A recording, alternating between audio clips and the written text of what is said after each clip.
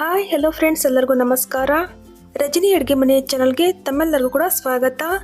ಇವತ್ತಿನ special recipe ಬಂದು ಸಂಕ್ರಾಂತಿ ಹಬ್ಬಕ್ಕೆ ವಿಶೇಷವಾಗಿ ಸಿಹಿ ಪೊಂಗಲ್ ಯಾವ ರೀತಿ ಮಾಡೋದು ಅಂತ ತಿಳಿಸ್ಕೊಡ್ತಾ ಇದ್ದೀನಿ. ತುಂಬಾ ಕಡಿಮೆ ಸಮಯದಲ್ಲಿ ಕಡಿಮೆ ಪದಾರ್ಥಗಳನ್ನು ಉಪಯೋಗಿಸ್ಕೊಂಡು ತುಂಬಾ ಚೆನ್ನಾಗಿ ಮಾಡ್ಕೊಳ್ಬೋದು. ಮೊದಲಾಗಿ ಈ ಸಿಹಿ ಪೊಂಗಲ್ನ ಮಾಡ್ಕೊಳ್ಳೋದಕ್ಕೆ ಒಂದು ಕುಕ್ಕರ್ಗೆ 1-2 ಟೇಬಲ್ ಸ್ಪೂನಷ್ಟು ತುಪ್ಪನ ಸೇರಿಸ್ಕೊಳ್ತಾ ಇದ್ದೀನಿ. ತುಪ್ಪ ಸ್ವಲ್ಪ ಬಿಸಿಯಾಗಿದ್ದ ನಂತರ ಇದಕ್ಕೆ ಹೆಸರುಬೇಳೆನ ಸೇರಿಸ್ಕೊಳ್ತಾ ಇದ್ದೀನಿ. ನಾನಿಲ್ಲಿ 1 ಕಪ್ಪಷ್ಟು ಹೆಸರುಬೇಳೆನ ಚೆನ್ನಾಗಿ ತೊಳೆದ್ಬಿಟ್ಟು ಸೇರಿಸ್ಕೊಳ್ತಾ ಇದ್ದೀನಿ. ನಂತರ ಇದಕ್ಕೆ ಅದೇ ಕಪ್ಪಿಂದ 1 ಕಪ್ಪಷ್ಟು ಅಕ್ಕಿನ ಕೂಡ ಸೇರಿಸ್ಕೊಳ್ತಾ ಇದ್ದೀನಿ. ನೀವು ನಾರ್ಮಲಾಗಿ ಮನೇಲಿ ಉಪಯೋಗಿಸ್ಕೊಳ್ಳುವಂಥ ಅಕ್ಕಿನ ಸೇರಿಸ್ಕೊಳ್ಬೋದು ಅಥವಾ ರೇಷನ್ ಅಕ್ಕಿಯಿಂದನೂ ಕೂಡ ಮಾಡ್ಕೊಳ್ಬೋದು. ಅದು ಕೂಡ ತುಂಬಾ ಚೆನ್ನಾಗಿ ಬರುತ್ತೆ.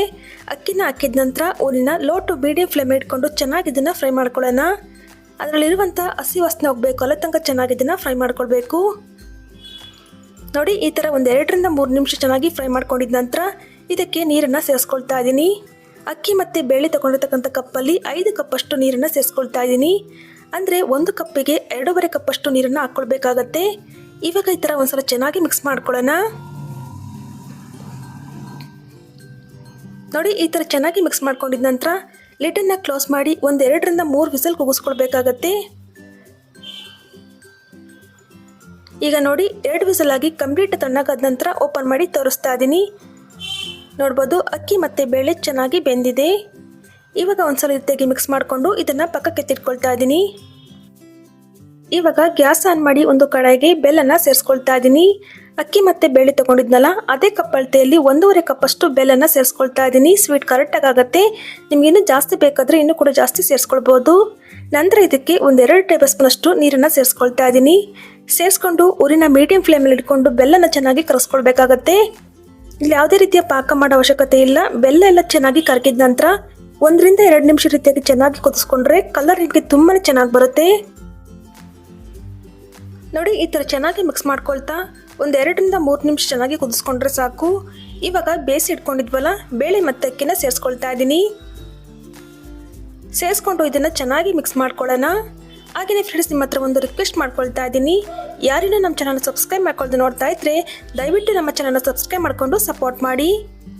ನೋಡಿ, ಈ ಥರ ಚೆನ್ನಾಗಿ ಮಿಕ್ಸ್ ಮಾಡಿಕೊಂಡು ಇದನ್ನು ಕೂಡ 2-3 ನಿಮಿಷ ಚೆನ್ನಾಗಿ ಕುದಿಸ್ಕೊಳ್ಬೇಕಾಗತ್ತೆ. ಇವಾಗ ಇದನ್ನು ಪಾಕಕ್ಕೆ ತಿಟ್ಕೊಂಡು ದ್ರಾಕ್ಷಿ ಗೋಡಂಬಿನ ಸ್ವಲ್ಪ ಹುರ್ಕೊಳ್ತಾ ಇದ್ದೀನಿ. ಗ್ಯಾಸ್ ಆನ್ ಮಾಡಿ ಒಂದು ಚಿಕ್ಕ ಪ್ಯಾನ್ಗೆ 3 ಟೇಬಲ್ ಸ್ಪೂನಷ್ಟು ತುಪ್ಪನ ಸೇರಿಸ್ಕೊಳ್ತಾ ಇದ್ದೀನಿ. ತುಪ್ಪ ಸ್ವಲ್ಪ ಬಿಸಿಯಾಗಿದ್ದ ನಂತರ ಸ್ವಲ್ಪ ಗೋಡಂಬಿನ ಹಾಕ್ಕೊಳ್ತಾ ಇದ್ದೀನಿ. ಗೋಡಂಬಿನ ನೀವು ಹೆಚ್ಚು ಕಡಿಮೆ ಸೇರಿಸ್ಕೊಳ್ಬೋದು. ಗೋಡಂಬಿನ ಹಾಕಿದ ನಂತರ ಚೆನ್ನಾಗಿ ಫ್ರೈ ಮಾಡಿಕೊಂಡು ನಂತರ ಇದಕ್ಕೆ 3 ಟೇಬಲ್ ಸ್ಪೂನಷ್ಟು ಒಣ ಕೊಬ್ಬರಿನ ಸ್ವಲ್ಪ ತುರಿದು ಸೇರಿಸ್ಕೊಳ್ತಾ ಇದ್ದೀನಿ. ನಂತರ ಇದಕ್ಕೆ ಸ್ವಲ್ಪ ದ್ರಾಕ್ಷಿನ ಕೂಡ ಸೇರಿಸ್ಕೊಂಡು ಚೆನ್ನಾಗಿ ರೀತಿಯಾಗಿ ಫ್ರೈ ಮಾಡ್ಕೊಳ್ಳೋಣ. ನೋಡಿ, ಈ ಥರ ಚೆನ್ನಾಗಿ ಫ್ರೈ ಮಾಡ್ಕೊಂಡಿದ ನಂತರ ಸ್ಟವನ್ನು ಆಫ್ ಮಾಡ್ಕೊಳ್ತಾ ಇದ್ದೀನಿ. ಇವಾಗ ಈ ಪೊಂಗಲ್ಗೆ ಇದನ್ನು ಸೇರಿಸ್ಕೊಳ್ತಾ ಇದ್ದೀನಿ. ನಂತರ ಸ್ವಲ್ಪ ಫ್ಲೇವರ್ಗೋಸ್ಕರ ಏಲಕ್ಕಿ ಪುಡಿನೂ ಕೂಡ ಸೇರಿಸ್ಕೊಳ್ತಾ ಇದ್ದೀನಿ. ಸೇರಿಸ್ಕೊಂಡು ಇದನ್ನು ಚೆನ್ನಾಗಿ ಒಂದ್ಸಲ ಮಿಕ್ಸ್ ಮಾಡ್ಕೊಳ್ಳೋಣ. ನಿಮ್ಮ ಹತ್ರ ಏನಾದರೂ ಪಚ್ಕರ್ಪೂರ ಇತ್ತು ಅಂದರೆ ಸ್ವಲ್ಪ ಸೇರಿಸ್ಕೊಳ್ಳಿ, ಟೇಸ್ಟ್ ಇನ್ನೂ ಕೂಡ ಚೆನ್ನಾಗಿರುತ್ತೆ. ಇವಾಗ ನೋಡಿ, ಈ ಥರ ಒಂದ್ಸಲ ಚೆನ್ನಾಗಿ ಮಿಕ್ಸ್ ಮಾಡಿಕೊಂಡು ಸ್ಟವನ್ನು ಆಫ್ ಮಾಡ್ಕೊಳ್ತಾ ಇದ್ದೀನಿ. ಸಂಕ್ರಾಂತಿ ಹಬ್ಬಕ್ಕೆ ಎಲ್ಲರ ಮನೆಯಲ್ಲೂ ವಿಶೇಷವಾಗಿ ಮಾಡುವಂಥ ಸಿಹಿ ಪೊಂಗಲು ಸ್ವೀಟಾಗಿ ಸಾಫ್ಟಾಗಿ ತುಂಬಾ ಚೆನ್ನಾಗಿರುತ್ತೆ. ದೇವರ ನೈವೇದ್ಯಕ್ಕಂತೂ ಪರ್ಫೆಕ್ಟ್ ಆಗಿರುತ್ತೆ. ಖಂಡಿತ ರೆಸಿಪಿನ ಒಂದ್ಸಲ ಟ್ರೈ ಮಾಡಿ ನೋಡಿ. ಟ್ರೈ ಮಾಡಿದ ನಂತರ ಯಾವ ರೀತಿ ಬಂತು ಅಂತ ಕಮೆಂಟ್ ಮೂಲಕ ಕೂಡ ತಿಳಿಸ್ಬೋದು. ಹಾಗೆಯೇ ಇವತ್ತಿನ ವಿಡಿಯೋ ನಿಮಗೆ ಸ್ವಲ್ಪನಾದರೂ ಇಷ್ಟ ಆಗಿದ್ದರೆ ಲೈಕ್ ಮಾಡಿ, ಫ್ರೆಂಡ್ಸ್ ಆ್ಯಂಡ್ ಫ್ಯಾಮಿಲಿ ಕೂಡ ಶೇರ್ ಮಾಡಿ. ಮತ್ತಷ್ಟು ಇದೇ ಥರ ಈಸಿ ಆ್ಯಂಡ್ ಕ್ವಿಕ್ ರೆಸಿಪಿಗಾಗಿ ರಜನಿ ಅಡುಗೆ ಮನೆ ಚಾನಲ್ನ ಸಬ್ಸ್ಕ್ರೈಬ್ ಮಾಡಿಕೊಂಡು ಸಪೋರ್ಟ್ ಮಾಡಿ. Thank you for watching.